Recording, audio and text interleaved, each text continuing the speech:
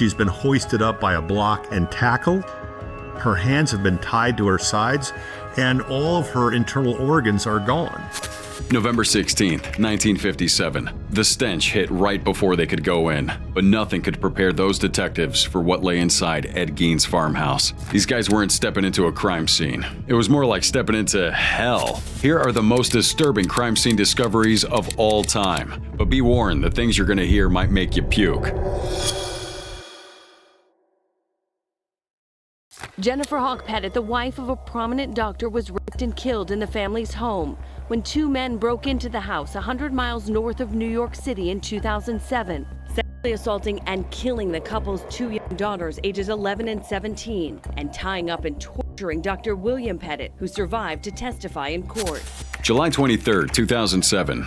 Bloodied and bound, Dr. William Pettit crawled from his burning home barely alive. Inside, his wife and daughters were already gone, murdered in a sadistic home invasion that turned an ordinary summer night into absolute horror. Now, it started like any other summer evening. William, his wife Jennifer, and their two daughters, Haley and Michaela, had spent the day together. Now, Williams had dozed off on the porch, while the rest of the family had settled in. Two men, Stephen Hayes and Joshua Komisarjevsky, slipped into the house through an open door. What followed was a 7-hour nightmare. Now, Stephen and Joshua weren't your run-of-the-mill burglars. They tied up this whole family, ransacked the house, and then just waited for morning. When the bank opened, they forced Jennifer to withdraw $15,000 in cash. She complied, hoping to save her family. But by the time she returned home, the situation had spiraled into something darker. The two men sexually assaulted Jennifer and Michaela. Then they strangled Jennifer to death. Then they would douse the house in gasoline, tie the girls to their beds, and set the place on fire.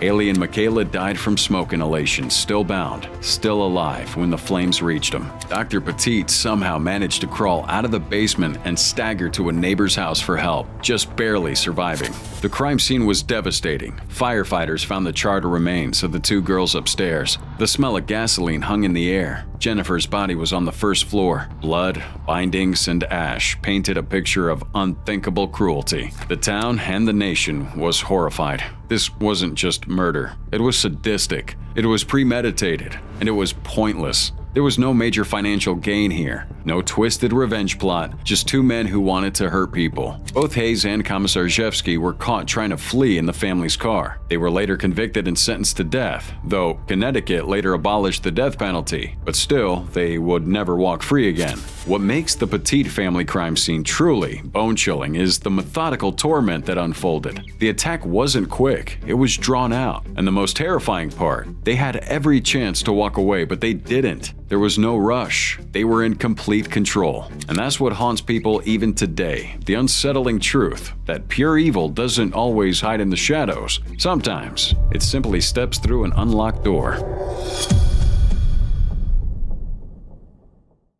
Not because I was angry with them, not because I hated them, but because I wanted to keep them with me.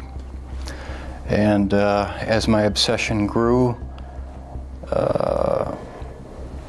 I was saving body parts such as skulls and skeletons, and eventually I did turn to cannibalism.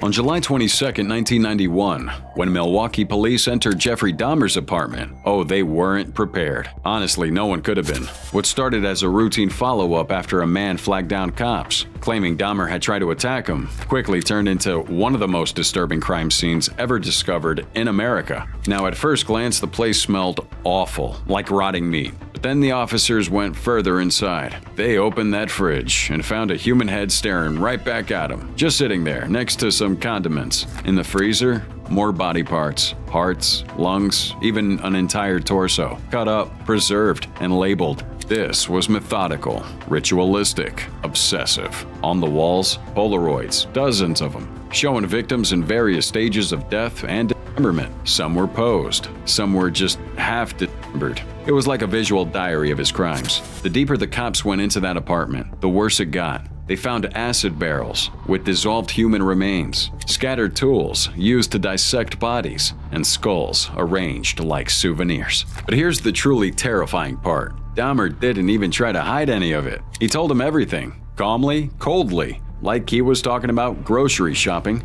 and he would admit to luring young men, mostly gay, and men of color, back to his place with promises of money or sex. Once there, he drugged them, killed them, and kept their bodies around for, well, let's say, reasons too disturbing to fully unpack. What made it more haunting is how normal the apartment looked from the outside. Neighbors described him as quiet, polite, not even imagining what was laying behind those walls. In total, Dahmer admitted to killing 17 young men between 1978 and 91. But that apartment, number 213, was the final chapter. And after the crime scene went public, it shocked the world. I mean, just the way he did it, and how long he got away with it. That apartment was eventually torn down. No one wanted to even go near there. Because once you know what happened inside, you realize you're not just talking about a crime scene. You're talking about something out of a nightmare that somehow really happened. November 16th, 1957. The smell of death greeted officers before the door even opened. But nothing, not even years on the force, could have prepared them for what waited inside Edins Farmhouse. This was pure, rotting madness. A descent into hell itself. Not even Dante could have thought of this one. Guys, if there was ever a man whose life screamed Hollywood horror, it's Ed Gein. This quiet, old, odd little guy lived alone in Plainfield, Wisconsin, in a rundown farmhouse that looked like it hadn't seen a visitor or a cleaning since the 1800s. And for years, no one suspected a thing. Locals thought he was just some strange recluse who kept to himself. Oh boy, were they in for a nightmare. Everything came crashing down when Bernice Warden, a local hardware store owner, vanished. Her son, who was also the deputy sheriff, found that the last sales receipt was made out to, Ed Gein. So, they go off to Ed's place to ask a few questions.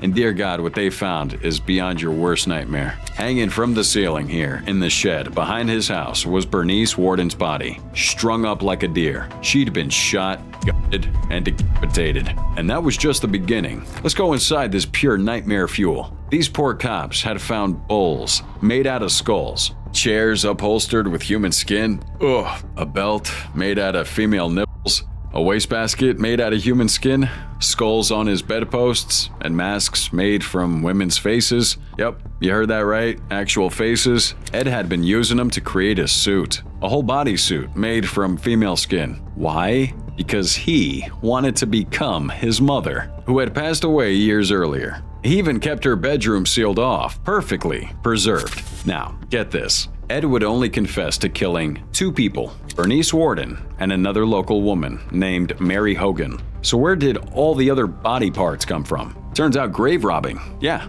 he'd sneak into cemeteries, dig up freshly buried women who reminded him of his mother, and use their bodies in his twisted creations. Guys, the crime scene was so disturbing that some of the evidence was never released to the public, ever. Even seasoned officers are thinking of retirement at this point. Eventually, the townspeople burnt the house to the ground in the early morning of March 20th, 1958. No one wanted this place standing. Not as a reminder, and definitely not as some twisted tourist trap. Ed Gein was declared criminally insane and lived the rest of his life in a mental institution until his death on July 26, 1984, at the age of 77. Now, his crimes would inspire some of the most iconic horror villains in pop culture. So, the next time you watch Psycho or the Texas Chainsaw Massacre, remember, it all started with one creepy farmhouse and one deeply disturbed man. John Wayne Gacy is trying to rewrite history and retry his case. Tonight, Gacy's story focuses on the house on Summerdale. For years, it was his home. As Channel 2's Walter Jacobson is here to tell us, it is the center of Gacy's case and all of his alibis. Speaking of disturbing and why I hate clowns, December 1978, officers peeled back the floorboards of a quiet Chicago home in search of Robert Peast, who had just gone missing, and stopped cold. The stench was overwhelming. Then came the horror. Body after body buried beneath this house. And the man responsible? Everyone's favorite party clown. Well, at first glance, Gacy looked like a stand-up guy. He ran a successful contracting business. He was active in local politics. Hey, he even entertained kids at parties dressed as Pogo the Clown. But behind that goofy red nose and painted smile was a monster. So, It all started unraveling when a teenage boy named Robert Peast went missing after he told his mom that he was going to talk to a contractor about a job. Who's the contractor? Gacy. And when people started looking into him, Gacy's confident, cocky demeanor caught their attention immediately. But it would be that smell coming from beneath his house that sealed it. So while searching his house, police discovered what can only be described as a nightmare burial ground. Gacy had been luring young boys and men, many of them runaways or kids from troubled homes, back to his place with promises of work, cash, or a place to crash. And once inside, he'd overpower them, fooling them into a handcuff magic trick. And then it got horrifying. Torture, rape, strangulation, and then he buried him right there, under his floorboards. They started pulling up body after body, 29 in total, under the house. Some were in trash bags, some were in pieces, and then Gacy admitted to dumping a few more in the Des Plaines River when he ran out of room. In total, he killed 33 young men between 1972 and 78. Now, what disturbed investigators was how organized he was. This guy mapped out where each body was buried. It was systematic, cold, like trying to manage a sick secret project beneath the very feet of his daily life. And the kicker? He never showed real remorse. In interviews, he was talking about his rights and how people turned on him than he would about the lives he destroyed. He maintained his innocence for years, even while on death row. So they executed this dude in 1994 by lethal injection. A man who wore that clown costume for fun and buried victims under his home like they were disposable. The ultimate wolf in sheep's clothing. Let's go further back to January 15th, 1947. A mother walking her child through a vacant lot in Los Angeles stopped in her tracks. At first glance, it looked like a mannequin, pale, lifeless, posed, but it wasn't plastic. It was human, and it was mutilated beyond belief. That's how the world met Elizabeth Short, later dubbed the Black Dahlia. Now, she was just 22, a Massachusetts native, who came to Hollywood chasing dreams of fame, beauty, and a better life. But what she found instead was the kind of death that still gives people nightmares. Liz's body was discovered in Leimert Park, completely severed at the waist. That's right, cut in half. Her skin was pale, completely drained of blood, and her face, well, it was carved with sadistic precision, a deep slash from the corners of her mouth all the way to her ears, creating a deformed Glasgow smile. And she'd been posed deliberately, arms raised above her head, legs spread apart, and there wasn't a single drop of blood at the scene. That told detectives one thing: she was killed elsewhere, cleaned up, and dumped here like a message. But from whom? The investigation spiraled fast. Her image was splashed across newspapers, and with it came sensational headlines, rumors, and hundreds of false confessions. Literally over 500 people claimed to be the killer, some even walking into police stations trying to take credit. No joke. Elizabeth had a mysterious reputation that reporters ran wild with. She was labeled as a seductress, a drifter, a wannabe starlet who hung around nightclubs. But most of it would be exaggerated or just flat out wrong. In reality, this was a struggling young woman who'd been couch hopping, job hunting, and looking for something, anything to just get her life moving. The LAPD interviewed dozens of suspects, and while a few names, like Dr. George Hodel, keep coming up in documentaries and books, no one was ever interested. Hodel was a wealthy, twisted physician who fled to Asia shortly after the murder. Years later, his own son, a former LAPD detective, would accuse him of the crime. But even with some circumstantial evidence, it's never been officially solved.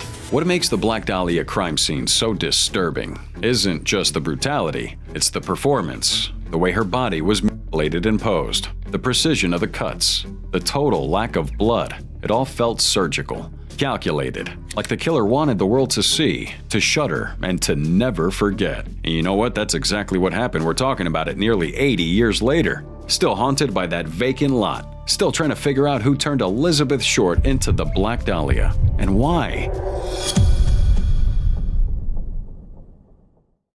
911 emergency. Police. What's going on there, ma'am? We have a kidnapping. Hurry, please. Explain to me what's going on, okay? There's a note left and our daughter's gone. A note was left and your daughter is gone? How old is your daughter? She's gone. She's old.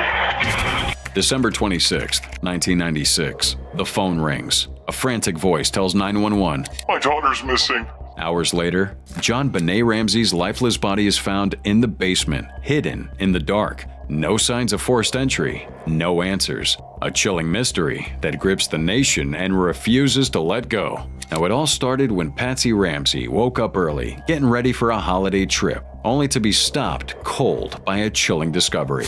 A ransom note on the staircase. Her daughter, John Benet, was gone. The note, pretty unsettling. Lengthy, over 2 pages of cryptic demands. It demanded $118,000. Oddly specific, and the exact amount of John Ramsay's recent work bonus.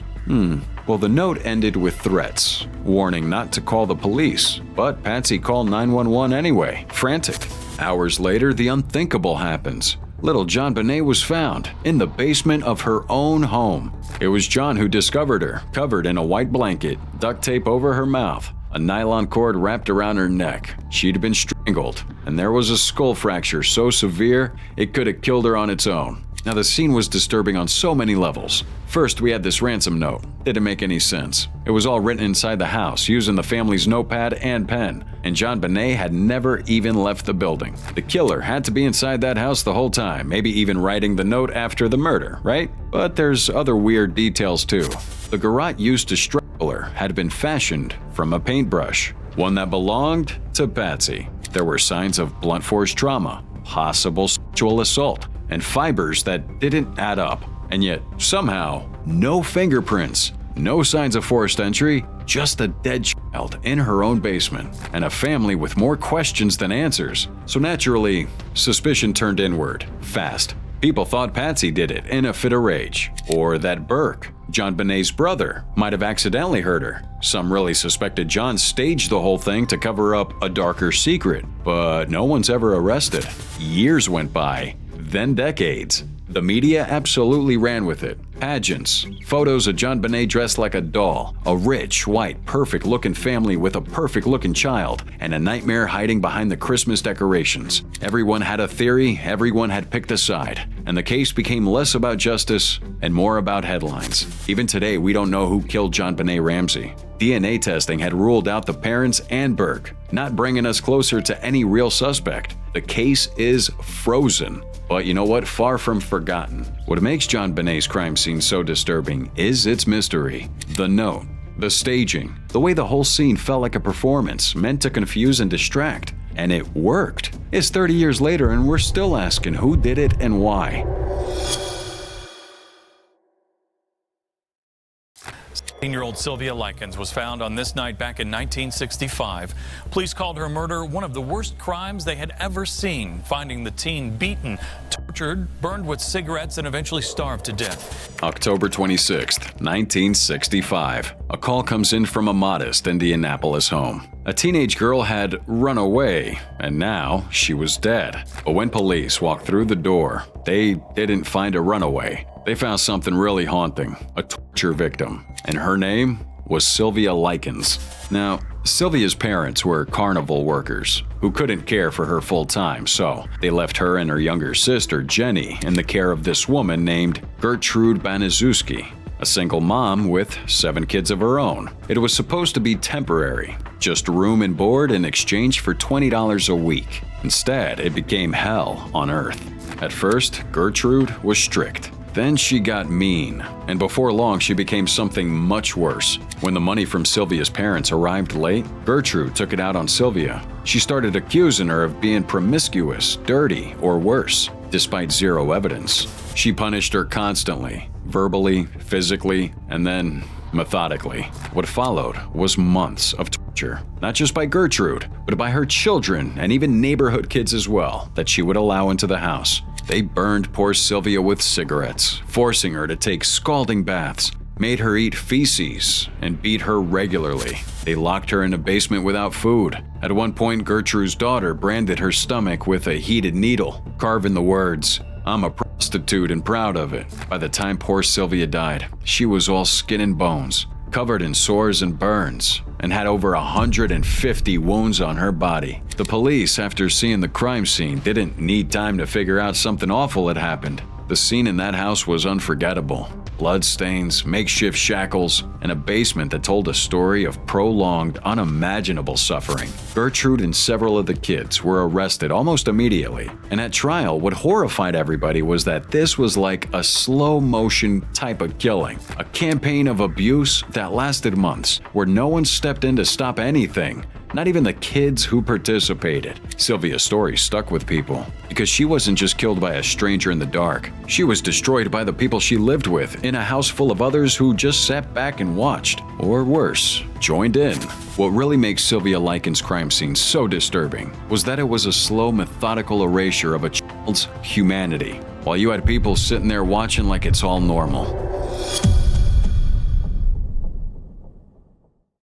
This morning, 2 decades after going to prison for the murder of his pregnant wife, Lacey, Scott Peterson is breaking his silence. I wish I could say I was stronger, but all that stuff did take a toll on me. It's December 24th, Christmas Eve, 2002, in Modesto, California. Lacey Peterson was 8 months pregnant and seemingly glowing with anticipation. She already picked the name out for her baby, Connor. She wrapped up presents, walked the dog, and just lived the life of a soon-to-be mom. And then she vanished. Her husband, Scott Peterson, said he had gone fishing that morning at Berkeley Marina, about 90 miles away, and when he got home, Lacey was gone. No struggle, no note, just a very pregnant woman who'd seemingly disappeared into thin air. So the search for Lacey became a national obsession, obviously. Friends, neighbors, strangers would all join the hunt. Posters go up everywhere. Scott stood by, giving interviews, and played the part of a worried husband, until he didn't. As this investigation dragged on, the public started picking up on the red flags. Scott had been having an affair with a woman named Amber Frey, who didn't even know he was married, let alone that his wife was missing. He tells her that he had lost his wife and that this would be the first Christmas without her, way before Lacey had even disappeared. Yeah, that kind of red flag. So in April 2003, nearly 4 months after this poor woman went missing, a passerby walking along the San Francisco Bay shoreline stumbles on a horrific discovery: a partial body of a fetus, followed by the decapitated, decomposing torso of a woman nearby. The remains were badly deteriorated, but the fetus's umbilical cord was still attached. It didn't take long to confirm the worst. It was Connor and Lacey Peterson. The crime scene wasn't traditional. It was nature's version of a dump site, but what made it disturbing was what it represented. Lacey, 8 months pregnant, murdered and discarded like trash in the very waters where her husband just happened to be fishing that morning. The fetus had been expelled post-mortem, a haunting biological detail that drove home just how tragic and preventable this all was. Scott was arrested shortly after the remains were found, with bleach blonde hair, a car full of survival gear, and $15,000 in cash. He claimed he was going golfing. At trial, prosecutors didn't have what they call a smoking gun, but they had a motive, opportunity, lies, and a body dumped exactly where he claimed to have been fishing. That was enough for the jury. He was convicted of first-degree murder for Lacey and second-degree murder for Connor, and he's still behind bars. Guys, this was some sick stuff. Betrayal at its finest, and brutal. It's the calculated way her husband tried to live his life as if nothing happened, while his wife and unborn child drifted in the bay. It's August 23rd, 1998, and a little girl has disappeared near her home in Tokyo. Her name was Mari Kono. No one could have imagined what had happened to her, or that her killer would have become one of the most infamous figures in Japan's criminal history, Sutumu Miyazaki, later dubbed the Otaku Murderer. So here, at first, we don't have any clues. Mari had simply vanished, and then, months later, her parents received a small box in the mail. Inside were her ashes, teeth, and a haunting photograph of her clothes. That was Miyazaki's twisted way of saying, "I did this, and I'm not done yet."